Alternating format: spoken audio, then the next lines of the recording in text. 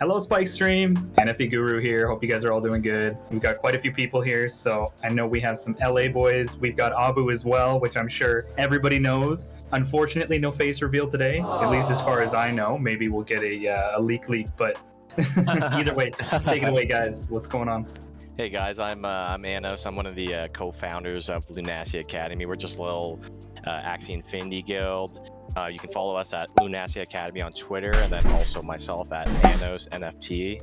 I'm an NFT cryptocurrency investor. I'm super bullish on Axie and as well as Sipher. I believe the communities from both are really strong, and going forward, I'd love to grow with you guys.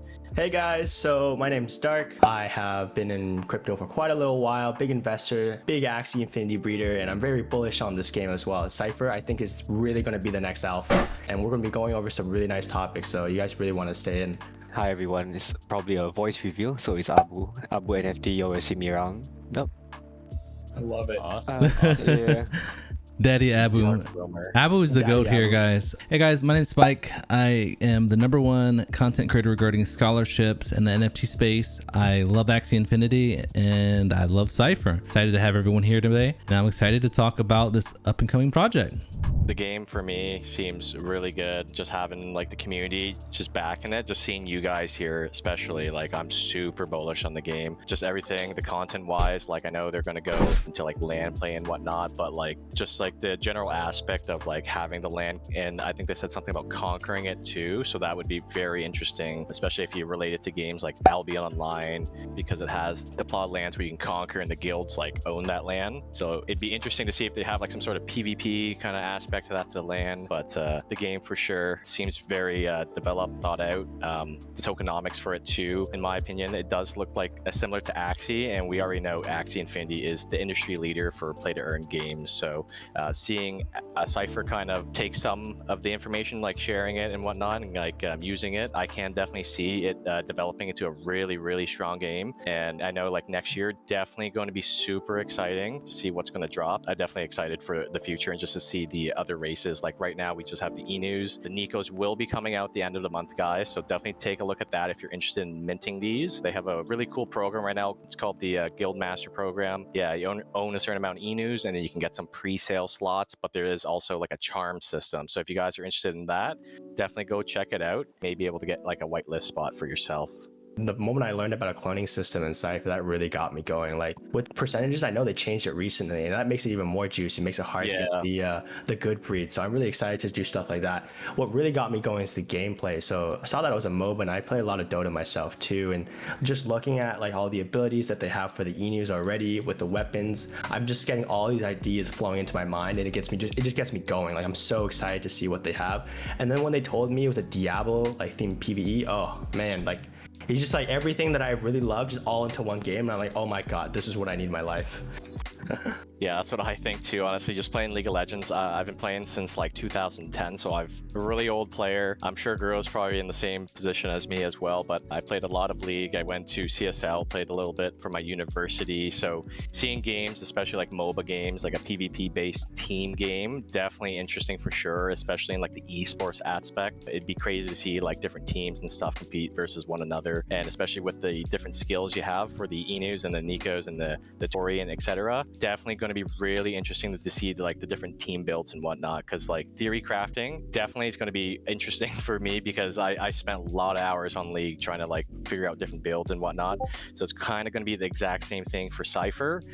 Like we're seeing like the E-News right now, they have like melee weapons, range weapons and whatnot. Some of them have paper, which aren't weapons, unfortunately, guys. Some of the weapons have like, I believe, like unique skills to them or something like that, but the sub races definitely have those. So like pairing them, mix and matching, definitely going to be very interesting.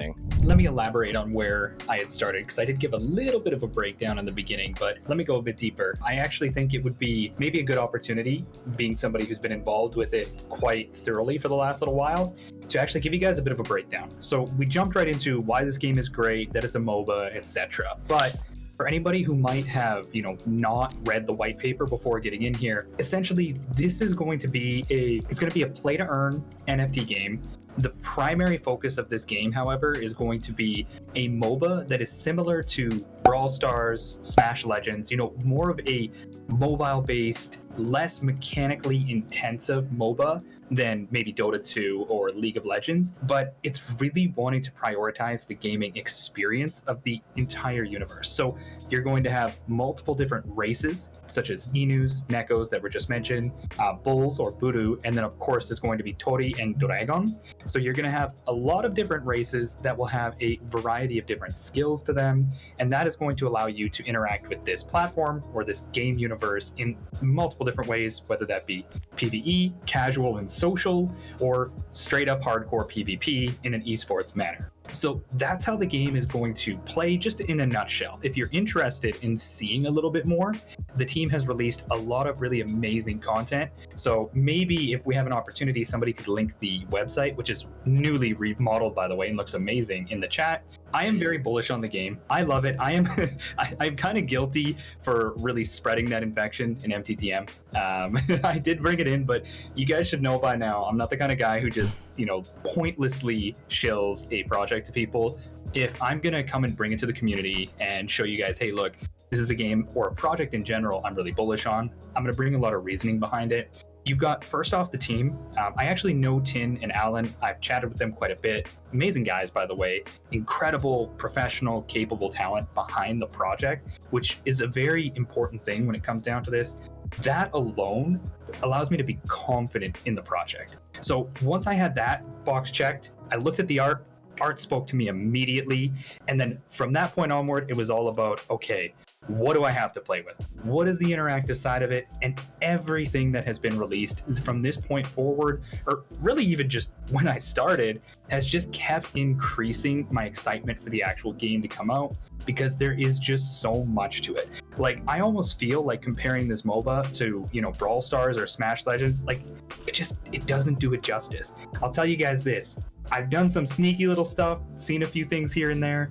I've seen a little bit, probably due to my Neko connections, of the back end, the little gameplay side of it. And I gotta tell you guys, it is nuts. It's amazing. It's gonna be a lot of fun.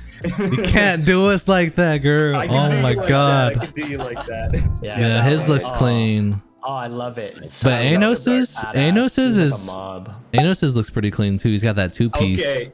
It is. It is. I agree. Yeah, his is the katana. Is that in this? I remember, Anos, I might have put a lowball bid on yours. I still apologize for that. I value it for what it is, okay? No worries. I saw it come up. I was so honored, actually. I saw him like, whoa, someone offered this much for it. So I went to go check to see what I wasn't going to sell it. But I saw it was NFT Guru. I went on your page and I saw that lightsaber one. I'm like, oh my god, this is so nice. But a little bit of story about my my Inu. I was really indecisive of which one I wanted to pick. It's got 3 out of the 4 pieces for the full katana set. Wait, what? Nice. How many pieces? Oh, yeah. 3 out of 4. Oh my god. Yeah, his is sick too. Yeah. We initially thought you could switch your items, like like if you look at the like my Inu right now, I initially thought you could switch the spacesuit out. That's a Nico spacesuit, but you can't. So I believe the visual for the NFT on OpenSea is what your Inu will look like 100%. You cannot change the look, but in the game you can equip items that change your stat and whatnot. But I think the appearance stays the same the PFP will stay. Well, it'll stay static. But either way, it still looks awesome. I saw that hat. God. I was like, damn. He's a little chubby little boy. He's got that double chin. The Chunky Bros, if you guys are here from Shade Brotherhood. The Chunky Bro. Yeah. I'm part of the Chunky Bros too. Alright, so I think just like Guru said, each sub-race, from what we understand for the gameplay, will have its own kind of skill set that's unique to it. So at this moment, there's definitely going to be stat and kind of, bonuses for having equipment. But the sub-race bonus does not change. So Canis, Bioz, Cyborg, and Cosmic will all have these skills. So having a variety to fill out different roles in your team is certainly going to be very important in the game, and this will extend into the upcoming classes. So for Neko, Tori, Buru, Dragon, they all have their own kind of skills. And for Canis specifically, it seems to be built more as a all-rounder or a brawler style of character. So you see, they say Canises are volunteers, they've undergone training, they join the first fleet, so they have 5 core skills that they can use. So the setup is that this is supposed to be a versatile type. Everyone can kind of mix and match to what they need it to do. So the first skill is Pure Breed. There's a passive skill here, which is speed +1 to movement. Hair of the dog, it recovers HP and cures all status effects. So this is a really good skill. It's a It's pretty strong to me. It is, yeah. So you can kind of stay on the field much longer, right? And dodge this, which is increase your attack speed for 1.5 seconds. So there's a mix of offensive and defensive abilities. So here they say there's 5 core skills. So from what we understand, there may be skills that are unlocked with other abilities, other weapons that may fit into this. But that's all speculation at the moment. But the Canis seems to be, kind of a workhorse character, right? You would fill it in for roles that you can just kind of be an additional player or additional member in. But yeah, I think we'll definitely see Canis being one of the more common ones, also because it's one of the cheaper entry points into Cypher. So they have to make it, definitely usable. One thing I love in Tim's recent fireside, if that's the right word for it, there was a question asked, hey, if I only have a Canis, am I going to play an important role when, people have the Bioz, the Cyborgs, and the Cosmics? And he said, hey, look, we're designing this game for everyone. Everything's going to have a very specific function. I'm paraphrasing. I could be totally off the wall. I was given the impression that, like, let's say you are in a certain area, dungeon, and, again, we're speculating here. There might be a necessity for a certain class, or like, having a more diverse group, you might get, passive or other benefits, so like imagine like you're playing your traditional RPG, you need like your tank or your thief or class to kind of progress or do things a little differently or get additional benefits that they're gonna have that. So even if you're, let's say for example, you're a scholar or a profit share person, you don't have your own team, but you're given something, you're still going to play an important role regardless, which I love. Like they're always looking at different angles, I think that's really cool. So like even if you just have a Canis, rep it proud, you'll be able to be part of the game, you're an investor, they're going to take care of you. So I'm excited. Bioz plays, a very, very aggressive role in my opinion. It has a lot of so they say they're made from successful biological experimentation, and essentially you can upgrade your biological parts in the laboratory to be used in combat. So you can kind of add components to your existing Bioz to obtain the new and, upgraded skills. And some of the skills right here, we have regeneration.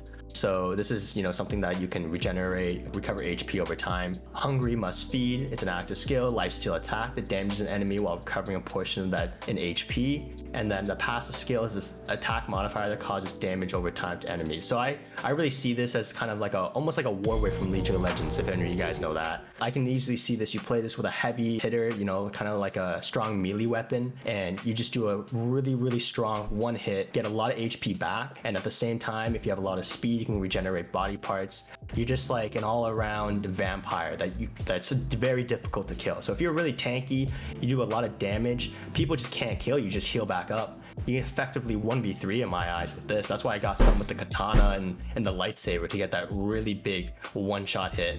Do you think that all of the on hits are going to be applicable to range too? Because could you imagine this with like a machine gun, like an automatic weapon when it's triggering DOT? It's like damage over time. Yeah. Not only that, it says damage over time. So I was thinking, what if you stack this with another dot damage?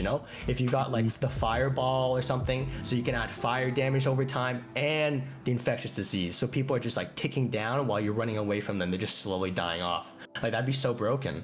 Okay, Cyborg time. Oh yeah, Cyborg.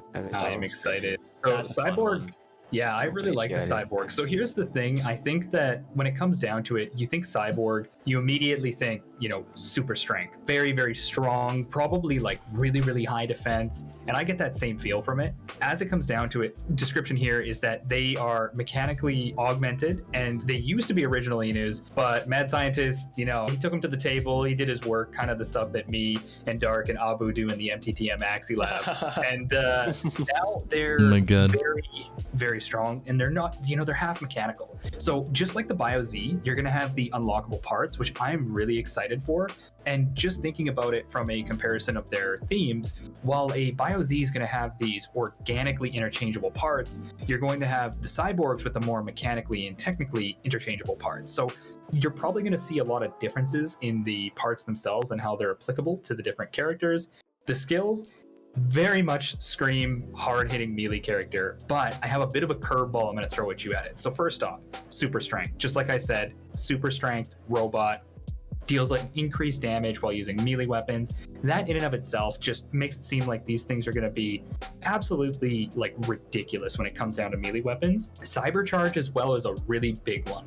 They can charge with their weapon and it increases the attack range. So you can just imagine if you have something that maybe has a, you know, short range on it, but a really, really good on-hit effect, or potentially might seem useless in the hands of another Inu or another Sipher in general, it could potentially be usable on this. Really screams tank character to me.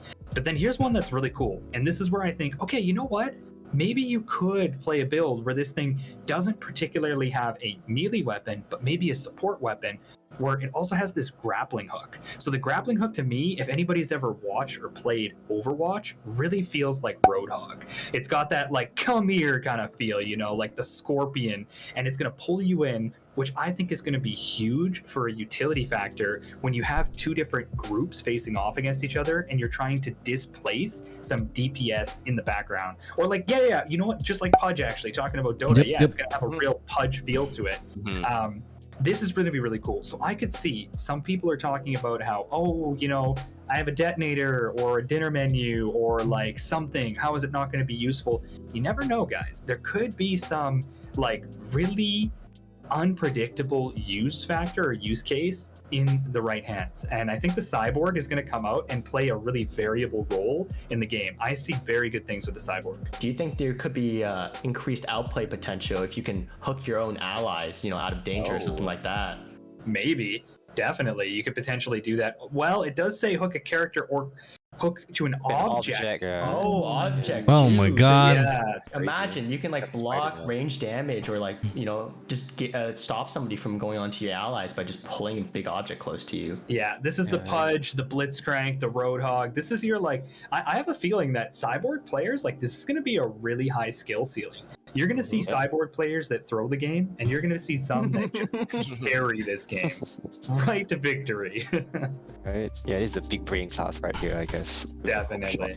So the Cosmic, it's as the description says, it's a rare meta occurrence as the fleet enters Cryptoverse. So these ones, the Cosmics, there's only 500 of them for the Inu, so they're really rare. And if we look at the skills here, it looks like they come fully equipped with 3 skills specific to your subrace. So just looking at these, telekinesis push, time warp, and ethereal. Just looking at this, I do see this kind of being very broken. How I would probably see this working is that you just run in, do a lot of damage, they're going to do damage to you, you teleport back with time warp. I'm assuming if you go back in time 2 seconds, you get your HP back too, which would be kind of broken.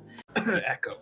Yep. Faceless void. Faceless void, yeah. But now he has invisible. He's got an invisible. So when he pops back, he's going to pop invisible, stall, wait for time warp again. But in case he messes up, he can just push them away with the telekinesis push. So I see this guy being a kind of like an assassin, jumping in and out, not really being like a tank, kind of being a little bit squishy too, but having a lot of utility in terms of like not dying. I can't wait to play Cosmic. I'm telling you, this is going to be... Oh my god. It's like telekinesis push can be so good as like a save utility as well. That's right, yeah. So going back with the Cyborg, like Cyborg can pull them, the Cosmic can push them. So in case your team just pulls him in, like if you reference like League of Legends, you're pulling in the tank into your team, that could happen. If that happens, you just push them away with your Cosmic, right? Yo, guys, hear me out. What if you get something? Remember what I was saying about the support or like the unique weapons? Have like the Cyborg pull them in, hit them with like a bomb or like a dot or some sort of fire, and then push them back into the team. Oh, like Teemo or God. Techie style. Yeah, that'd be some deadly stuff. Just the ping pong. That'd be crazy, yeah. So I'm thinking these with like melee weapons specifically would be really busted. I can see it with like a ranged guy, but it kind of would take away from some of these. Like the telekinesis push with a ranged guy, like an ADC, would be pretty good. Invisible, pretty good, but time work. I mean, like you could kind of see it, be like an Ezreal kind of. Yeah, I was thinking kind of like it's like a Twitch meets Ezreal. Yeah. And you know what I'm thinking about this? So this is more of a stealthy class. So what I'm thinking is, you know how they have some really hard-hitting looking pistols or like single-hand weapons that are ranged? I could see those actually being pretty good on this. Because, right? It almost be Sounds like a sniper or a one-shot. And then and you have the abilities to escape. You have a lot of survivability. You can just, they try to tag you, you push them away, time warp away, go invisible, reposition, fire another shot. Just take out their backline, the ADCs. Oh, this could be so strong. Oh yeah, definitely see it for sure. It makes me remember, guys. This is only the first That gives race. me- we still have so many more to go. That's giving me Tracer vibes though. Just come in and zip out. Oh right, yeah. Come in, just blast you real quick, throw a bomb on you in peace. And actually, something that's interesting, it says they will be able to collect scattered cosmic energy throughout expeditions to unlock new skills to be used in combat. So maybe when these get cloned, they're actually very difficult to actually level up. So there could be like a high entry ceiling to actually get these to their full potential. That's really unique. Guru's not gonna have a problem with that. Let's be real, guys. 1 week later, he's like, guys, I did it. I've got a max cosmic, boys. Yeah, I've got my Takezo's ready to go. I've given him the lore already. I gotta follow up with it. Make sure it's good to go. My outlook on it is that the team wants cosmics to be soft capped. They don't want people to be able to have a large amount of cosmics, and it will probably be the same with the most exclusive class in all of the races, because there needs to be, we're in the NFT world, right? And everybody's seen that these projects, they really capitalize and they excel with the collector audience. So you got to make sure that you appeal to that. So yeah, as far as I know, from what you see right there on the screen, 1% chance of generating a new cosmic, which is crazy low. So the thing about the roadmap is it's very realistic. And you know what? I really respect that, because guys, we've been in the NFT space for a while.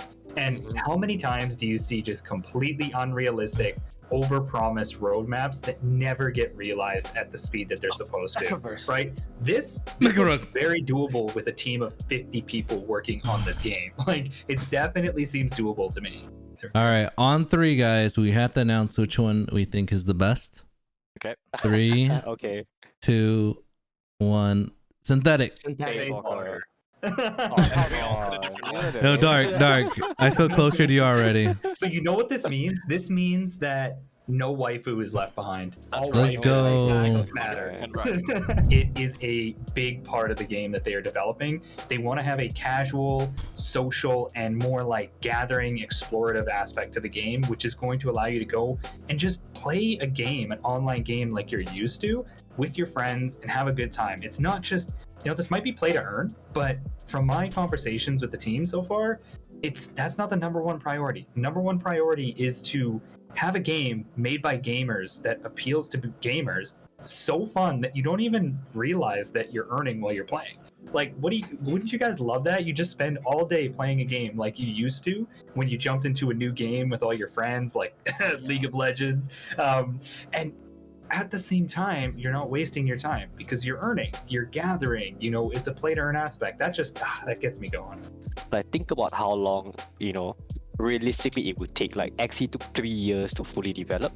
I would actually be worried if they put anything less than that, or something unrealistic like a year. So yeah, this is a long-term kind of project, right? They want to build, they want to do all these crazy things. They have to take the time to do it. And yes, this looks semi-realistic, and I wouldn't be surprised if some things move and shift, because a lot can change between now and May next year, which is when the game is supposed to come out in a more finished fashion. Yeah, they did say that maybe first early playables would be ready to go by the beginning of next year, which let's all hope.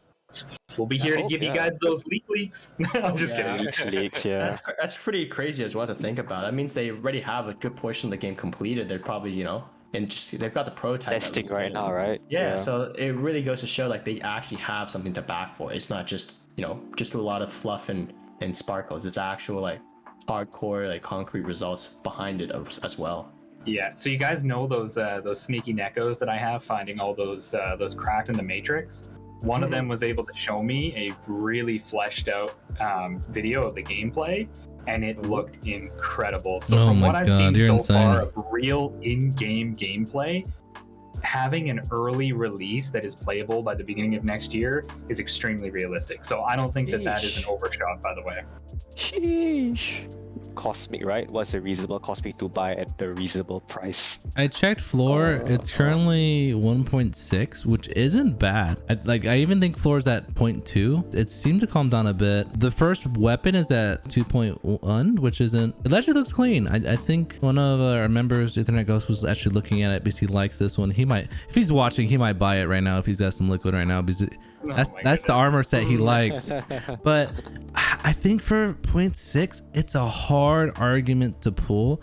I think if you're looking for collector value, or if you want a nice PFP, I would probably spend it, just because I think 2 ETH for a weapon cosmic isn't bad, but it's hard. Like, if based on where I'm at in life as a young father, if I really wanted to have the gameplay, I would probably buy floor. It's just like you're spending so much for a weapon. Bear in mind though, the long-term collector value, it's going to be different. But if you're just looking to play the game for the enjoyment, I would heavily consider floor. But that's just based off my own speculation. Do your own research. I don't know. We're all speculating here. We don't know what each armor piece is going to do, or if you have 2 pieces, if it's going to do more. We have a good idea because we understand how some of these MT games work. But they can nerf or boost whatever they want at their will, and we're subjective. Everything we decide is subjective to what's best for the long term of the game. So yeah, what do you guys think? Would you buy the 2.1 or would you buy the 1.6? Just as the devil's advocate, there is one thing to know as well. I kind of considered the cosmics of Cypherian Surge to be the mystics of Axie, so just take that in mind as well. And the thing is that all of these that you see on the market right now are the Genesis ones, so there is a distinguishment between those that are cloned and those that were bought from the first mint. So there could be some inherent value there. Don't know. Obviously, make your due diligence and research before you FOMO into a 1.6 ETH purchase. But yeah, there's a lot to consider. That's the reason why I dived in. The one thing I did hear is, and I think Guru, you were talking about it. They're talking about is it the neon keyboard they call it? I think it's gonna have like a sword at the end of it. I forget the baronet. I forget the word for it. Yeah, well, remember they mentioned upgradables in the game, so I believe that will probably be obtainable for most people. But to double down on Dark's point too, like if you run the math and you consider a 1% chance of cloning, we don't know what the cloning cap is, aka the breed cap, might be on cosmics themselves or even just ciphers in general. But I do think that there is an extremely limited factor to these cosmics, and not just that, they're also extremely viable. I made a very small thread on Twitter about comparing these to Mystic Axies in Axie Infinity. And although the proof of concept, the proof of work of Axie Infinity is significantly stronger than Cypher at this time. There's no arguing that Axie is the biggest NFT game in the world. The Mystic Axies hold the insane value that they do based on collector value alone. Like, you guys got to realize, and no, you probably already realized, a lot of Mystic Axies, you can't use them. Like, you're never going to see one in the arena, Axies, right? They're just floor Axies with fancy parts on them. Yet people are spending 30 ETH on these Axies. And this is one of the things to consider, is that cosmics are extremely useful. You guys just read the utility on them, right? Is insane. And this is one thing that they are not going to have. This isn't a ball being dropped in regards to Cypher's exclusive mystics. So again, I don't think that you should value these based on a 30 ETH Mystic Axie, because we're talking about 2 completely different ecosystems here. But when you look at parallels and you consider where those cosmics are right now, they're extremely cheap, but that is in comparison.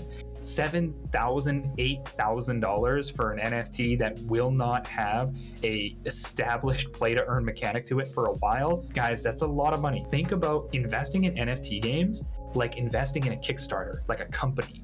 You are investing in the long-term success of that company, of that project. And it's no different with buying these cosmics or even just buying the basic e-news. You're investing in the long-term of the project. Yo, hey, we're talking about gameplay right now. Oh, yeah. You know what, Abu? I think it might be time. You got the screen here. I put something in Discord. They just called me like just now. Wait. What's going on here? Yo, look what I found. Come on, yeah.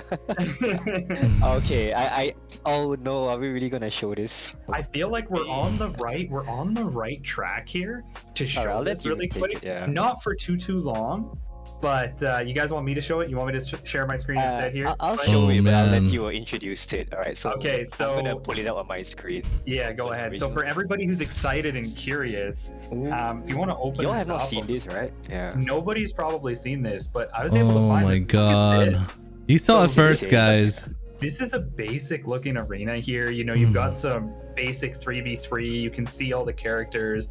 Just the insane visual Yo. prowess and attention to detail here. Like, could you imagine? Like, I'd be jamming this.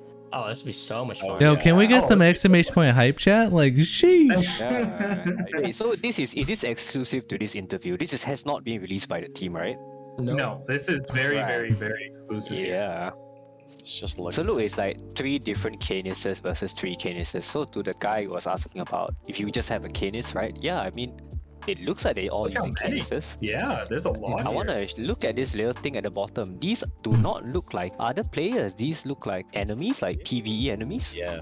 Oh. Oh, right. That's Look, a there's good question. emoticons. Oh, it's time to BM people. Man. Oh no, not the Yeah. think I the feel main- special.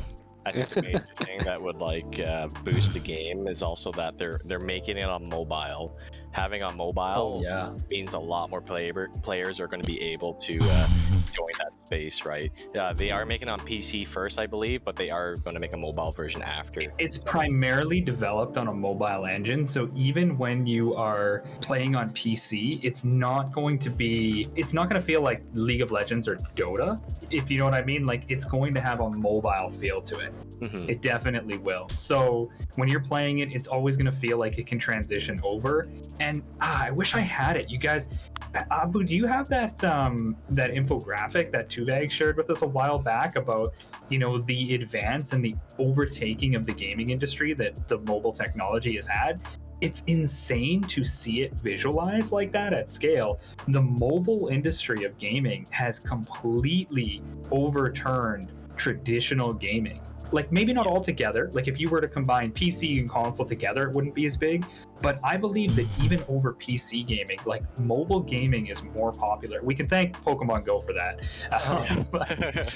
I definitely think it's going to tie I in got really it, well with their scholarship system that they want to implement it further down the line. Because a lot of, you know, one thing that we quickly saw with Axie Infinity is that a lot of the people that were being offered scholarships were majority from, you know, more third world or second world developed countries, not from, you know, people in the United States or Europe in these first world countries. So giving this access to mobile lowers the barrier to entry. You don't need a AAA PC or AAA console to be able to play this game. You just need an Android phone. That's really it. And that allows for so many more players to play this game, and there's such a broader reach that people can have over, you know, the general demographics. One of the biggest things that stood out to us about this project was the team. The team behind it is very capable. My background in business, one of the individuals that I studied a lot and learned from was a gentleman named Gino Wickman, and he has a system called the GWC when he is looking at bringing people on or bringing people into his company. And that is, an individual has to get it, the G, they gotta want it, which is the W, but they also have to have the capacity to do it, which is the C. And the team in Sipher has all of it. You know, they've looked at these metrics, they've seen that mobile gaming is what is taking over the current casual and interactive gaming just industry in general. So this is what they're trying to target. They're trying to make sure that, you know, we have people in the right demographic that we're going to try and have in the game being considered when the game is being developed. And I just love that. The one thing I really hope is in the game, though, and I'm sure it will be because it's easy these days, but is crossplay. I want to be able to have PC players, mobile players being able to play together, because I've always disliked that idea. Even when I played like Call of Duty, and I know Warzone had a lot of trouble, don't get me wrong, but there was hackers across the board. I like to be able to have people interact inclusively, and I don't want to be limited by interacting with, you know, my scholars or my friends who are playing on mobile because I'm playing on PC. So I hope that, I don't know, but I hope that they've taken that into consideration and there will be crossplay in it, because I don't want to see anybody, you know, isolated from the grand universe of Cypheria. Yeah, so with the lore, guys, if you haven't done it, they added a really cool way to get whitelisted. So you can get a charm by doing all the quests, I believe. So if you don't know where it's at, it's in the Cypher Discord. You scroll all the way to the bottom. There's a bunch of quests and whatnot. So each one has a little bit of the story, which is really cool. Basically, like the scientists finding like the Nicos, like the Enus are the scientists right now. They're finding the Nicos because it's a Nico mint. But basically, you have to solve some sort of puzzle for each of them. So I've finished all of them. They're really good. The 10th one just dropped, I believe, today. So definitely check it out. But each one will have like a little bit of like a puzzle you'll need to solve. Some of them you'll have to decrypt something, some sort of message and whatnot. But I encourage you all to take a look if you haven't done it already. There's a lot there, and there's a bunch of stuff like the community has made too for the lore. I know there was a contest you could do, I believe, where you write some sort of lore about your Enu. I know a lot of people have been doing that. I know there's some people that are like collabing with each other, which is extremely cool, like creating their own lore together and whatnot. So I'm really excited to see what that is. Like I can definitely like see the stories kind of unfolding inside the games. Maybe some of the devs take some of the ideas from the players themselves and they create some sort of story in the game. So definitely I encourage you guys to make a lore for your Enu if you haven't done it yet. It's very cool. Post it on Twitter, share it around. But make sure to join the Shade Brotherhood. That's right. So a little bit about the factions, guys. So there's 3 factions. There's the Shade, there's the Maximalist Templars, then we got the Centurions Scholars. If you haven't chose a faction in the Discord, go ahead and do that now. We're in the Shade Brotherhood, but all of them are amazing. I've talked to a lot of you guys in the Discord already. Everyone is amazing from every different faction, so just choose whatever you guys like. I'm sure we'll all be families. Shade! Except for PvP. Yeah, let's be real. Shade is like the horde of WoW, and they always win at Warsong Gulch. So like, if you want to get ahead in life, pick the Brotherhood. Yeah, you know, you better know we'll be dominating every node as well. And we need some sisters too. Don't think it's boys only. Because Brotherhood. You know, we need some Nekos up in here too. You know it. So Dutch auction, so this is really, really nice because this kind of like, you know, everyone when it comes to NFT projects are always worried about the actual gas wars. You know, nobody wants to pay that crazy amount, 2E, 3E, just to mint a couple and then potentially risk losing all their money. It's really risky. With this system that they have with the Dutch auction is really nice because they actually set all the Nekos pre-revealed at a certain price. Usually there's a start price and then it slowly goes down. So they said they're going to start off at 0.9 ETH and then slowly increment it down, I believe, after a certain amount of time, as you can see over here in the graph. Yeah. So every 10 minutes it goes down 0.05 all the way to 0.1. Yeah, and then essentially once they'll slowly go down in price, and then, you know, as people want to buy in, people will purchase at a certain price they feel comfortable with until either they get to the lowest price or all of them are sold out. So definitely you want to keep, it's a risky auction for sure, because you're gonna be there sitting in front of your screen and you're gonna wonder if they're all sold out or not, and you're not sure, and you're gonna be like, should I wait for another drop? Should I wait to go down more? Should I buy it now? So that's what's gonna be happening, and I think that's gonna be it's a really nice way to avoid gas. Any amount that's above 0.1 actually goes into the community treasury. Am I right? Yeah, and that actually is a big new thing that the Cypher team kind of expanded upon, which is the Nexus expansion program, which is really, really quite interesting and pretty cool. So maybe we can talk about this a little bit. Yeah, I remember we talked earlier, you know, some people were saying, you know, is there more than just combat aspects? And, you know, this is it right here. You have like a whole sandbox-esque kind of digital community metaverse going on within the Cypher universe, which I think is really, really cool. This is what it's all about, guys. Remember when I said before, this is a project made by gamers for gamers to really get like the full experience. And that's what this really is. The Nexus, every project we've had released so far is always doubling down on play to earn. You know, playing, competing, earning, like that is what sells every project. But there's no opportunity to go and just experience. Like the only ones that have that are like Decentraland, Sandbox, and there's no play to earn aspect to it. So this is supposed to be that way for everybody in this ecosystem to go and just socialize, chill, be casual, search around the market, hit up the spaceship yard. That's where you're going to find me, by the way. I'm a big car guy back in the day. You know, Spike, you and I, we're going to hit up that spaceship yard. I know we are. And then, of course, you have the HQ, the market, and then that Cypherian Council. So talking about that community treasury, that community wallet, The Cypherian Council, which obviously they don't have as much information on yet. I'm looking forward to that information. I'm sure everyone else here is, right? Like, I will want to learn about the council. Is The that they are Jedi Cypherian Council. Let's go. Yeah, let's do it. The council. Then these are going to be people who act as kind of like leaders, delegates. They're going to be people who help to drive this universe, the Council of Nine.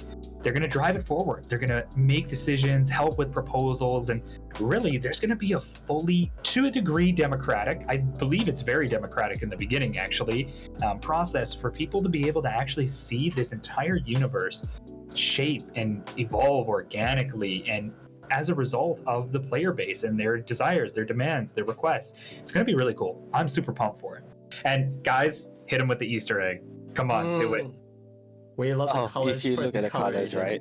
Yeah, look at the colors. Okay, get them at Abu. Tell us about it. You showed me this in the beginning. I didn't even catch it. We all gonna make it. Yeah, so if you see all the colors, and Oh my god. you can. It's like a cosmetic, right? You can color up your spaceship. White, amber. So all the colors, white, amber, green, magenta, indigo, sapphire, hazel, orange, denim, and lime. So it actually spells out the words, we're all gonna make it, I should hold on to dear life. We're gonna make it, boys. Auto boys. It's quite fun. We all gonna make it. Waifu's all gonna make it. Right, waifu's all gonna make it, yeah. And we all gonna mint it. Fancy Back to the one, map quickly. Where do you think all you guys are gonna spend most of your time? Oh, the Nexus map? I Oh, already told dude, you. we're not gonna have time for everything. We're just gonna be grinding all this like land, you know, like there's gonna be these PvP battles between guilds. Like, let's be real, guys. It's gonna be our job to make sure that we hold everything down. So, like, you know, we might have time to make spaceships before that happens, but we're gonna be wrecking the arena, guys. You know, it's going to be exciting, dude. It's the land part, right? I was looking at the universe. They were talking about it. I love how everything is more like Albion Online style too, where you can kind of, as a guild, you can take control of nodes and pieces of land that kind of like gatekeep other guilds. So it's kind of like a grab for all the pieces of land within the Cypherian universe. join MTTM, join Shade now, guys. We are gonna run the show. Like if it's gonna be how I think it is, like I know Guru's played Albion Online, but they have like ZVZ, Zone versus Zone, kind of guilds versus each other. I think it's Zerg versus Zerg, or is it Zone versus Zone? I forget. No, it's Zerg versus Zerg. Yeah, CVZ. There's ZVZ, GVG, and then essentially. So yeah, I played a lot of Albion Online. I know you guys have probably talked to like Logic and stuff, but the thing about that was that game, that whole experience was like a second life, and not it. You know, in this case, it wasn't a game you could earn on. So like, it was a second life that you can't maintain the commitments to. But just imagine a play to earn game with that kind of a version. Oh my god! Your life is to lead your guild into victory. That'd be so cool as a second life. I got it, guys. I'll shot call. They actually, I don't know if this is new. I think they kind of updated the universe section of the Notion. So they actually explain a little bit about how the zones actually work. So there'll be like cities, nodes, tiles, right? And each tile, city, and node gives different kind of benefits. So if you have a city, for example, they have large structures, there's urban locations. Since nodes here, they provide opportunities for the adventurer. They can be used as outposts, and they are designed to support buildings like guild bases, crafting locations, gear acquisition. And you get a title of mayor, and alongside your settlement buildings, you can do refinement stations building. And look, they actually have a picture of the tile. So each tile. Doesn't that look familiar? This thing? Looks like the lab, right? Oh, look, yeah, actually, you're right. It's another NFT project. Sorry, I thought this was an XE incubator a little bit, yeah. Kind of looks like cool. Look, yeah. So under the current blueprint, all the personal tiles can support facilities like the medical bay, distillery, workbench, bunkers, living quarters. So it's pretty crazy. And what it says here is the dominant controlling guild of a node will receive a percentage of the real-life revenue produced by the block.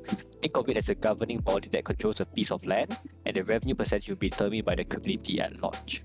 Yeah, so it's pretty crazy. So in other words, join MTTM because we'll have all the And the best part too is the tokenomics about this game. They're taking a lot of examples out of Axie, which I think is really, really smart. Because Axie's got a pretty good system going on with their current tokenomics. They have the Ether and they have the $sign Cypher, which are essentially like your SLP and your AXS. I believe the Ether is the one that you can actually craft with. Yeah, I think that's I'm gonna be gonna- Essentially, Cypher is governance and Aether is utility. Keep Yep. that in mind, and it'll make sense to you. I'm gonna mention the video that's gonna launch right after this stream. But like, what I love and appreciate about the team, it's not like one of your traditional projects where they're like, "Hey, let's copy what Axie's doing, but make it a cheaper barrier of entry." And they're like, "Hey, how are we gonna fix this gas issue?" You know, I'm sure they're gonna come out with their own version of Ronin, or you know, it'd be hella lit if they were on the Ronin platform, because you know there's some stock opportunities there. But like, you know, they're even thinking about how the tokenomics are going to work. Like they're setting a new standard, and that's why I'm like, damn dude, this team is lit. Yeah, and I can tell they're on good terms with Axie as well, so they're not just complete copycats. Like, Yeah, I know Tim and Trong know each other in real life. Yeah, They're friends. it was so funny watching them just like banter with each other on Twitter. Oh my god, it was so good. It's a G-Horse unfollow. Oh yeah, yeah. Dude, he went Daddy further. heroes I'm like, himself. I try to go through all the follow-ups and see if he unfollowed you. I'm not sure. Tim even went through it. It's like, I'm not sure either. I'm like, damn, I don't want to go through all those followers.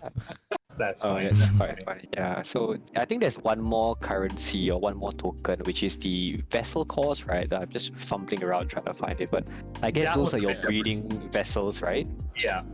So those are your NFT breeding mechanics essentially. So that's what you're going to be collecting when you want to clone your unis. Those are your bananas. Your bananas. You're bananas. Having played Axie Infinity, you know, for quite some time already, building the community, you know, I see this kind of just as a, you know, another really good push for play to earn. Like, I'm a believer of what it does. I'm sure a lot of people here in this chat and even kind of within this ecosystem has seen the really great things that, you know, bringing, you know, opportunity to people and giving gamers kind of a second lease, right? Or the ability to kind of earn has been able to do. So Cypher is a really high quality project that I think can deliver the scope, and like I said, the tokenomics, they're really trying to do things in their own unique spin, right? It's not like a Axie ripoff or like a random like a cheap early access Steam game that has NFT built into it. No, they're trying to use the blockchain, you know, as an aside to making a great game. And I think that's really important. And moving forward, you know, we are in the earliest parts of blockchain gaming. This is not the endpoint. This is the starting, right? So stuff is gonna be a bit wonky. Stuff is not gonna look good. But something this polished and this well done, at least from the upset, right? The team still have to execute. You know, that's still something that we have to see. But I believe so far, I think it's worth kind of, you know, taking a bit of a bet on it, right? And yeah, personally for me, the gameplay is something that I enjoy a lot as well. I played MOBAs way too much when I was younger. I played Dota 2 for like thousands of hours. Like, it's the same, right? Everyone has that shared experience when you play a MOBA. And, you know, I'm excited to get back into it and be able to kind of justify, right, that if I'm spending hundreds of hours, there's going to be a return or there's going to be something that helps me out. And yeah, building within it, Axie Infinity has been amazing. MTCam has been amazing, and you know, the dominance will continue, right? We can go into another game and let's build there. Yeah, so like with everything being said, you know, I'm very, very bullish on this game as well. I think the core aspects for me that really speak to me is the ability that they have it open on mobile, you know, as, you know, more audience, more players. They have the scholarship system. They also, you know, the team has really done a really good job in making and shaping a community. I think like second to like Axie, I don't think I've ever seen an NFT community so like, you know, dedicated as the Cypher one. They have a whole quest going on and a bunch of people that are fully dedicated in doing them. They have a really, really good team behind them as well that even have connections to, you know, like Trong from Axie Infinity. So there's all these good reasons why I'm really bullish on this game. And at the end of the day, you know, we have all these news coming up about NFTs, like people in Coinbase getting access to them. I think we're in for a really big boom, and I think this game is going to be a really good part of it. Oh yeah, 100%.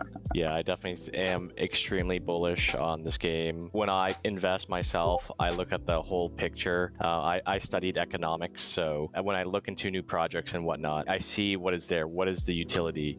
And with Cypher, there is massive utility. You got minting in the game of the coins. That coin's going to be used to craft, fuse, create rare items and whatnot. So it's going to be a full ecosystem in the game, which it makes me very comfortable to invest in, especially because I understand that there will be an economy. There will be like live trading involved in the game, which in my opinion makes it a lot more volatile, which makes it a lot more healthy. And if we do see in the future where exchanges host multiple games together and there's multiple games trading with one another, that in my eyes is extremely huge, because you can trade between economies and whatnot. Trading will increase, volume will increase as well. So I definitely think it's going to be a really healthy future for play to earn games, especially with Sipher, because of the unique style it has right now with the MOBA aspect.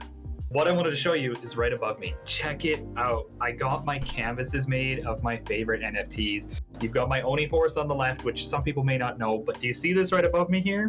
I went and got Takezo, my Cosmic Inu. Got him printed on a canvas. It's absolutely amazing. So guys, super bullish on this. I thought there's no better way to wrap up my thoughts than to show you guys just how bullish I am on it. I absolutely love this project. I'm very invested in it. I'm invested in it in multiple different ways. I am actually friends with Tin and Alan. They're really good people. I think that they are wonderful people to be leading this. And I am also an individual who will make sure that I support and drive and lead this with myself and my community. Obviously, I'm the founder of MTTM. So you guys know MTTM is here to be a huge supporter of Sipher. We want to see it come to fruition. So needless to say, there's not a whole lot of beating around the bush like, oh, this is why I'm bullish about it. The whole package, I love it. I've loved every bit of it. I'm super pumped for the future announcements and also just building everything with you guys. Like, this is going to be a great experience. Axie, MTTM Axie, not going anywhere, but MTTM Sipher on the horizons. Spite, you're going to be a big part of it. Everyone here is as well. I absolutely love it. So guys, crazy bullish. Wanted to show off the canvas. I love it. I think it's great. And yeah, with that being said, Spite, we can wrap it up there. Slap notifications. Follow everyone here. If you have any questions, hit us up on Twitter and our socials. And yeah, guys, keep it real. Until next time. Until next time. Thanks for watching, guys. Yeah.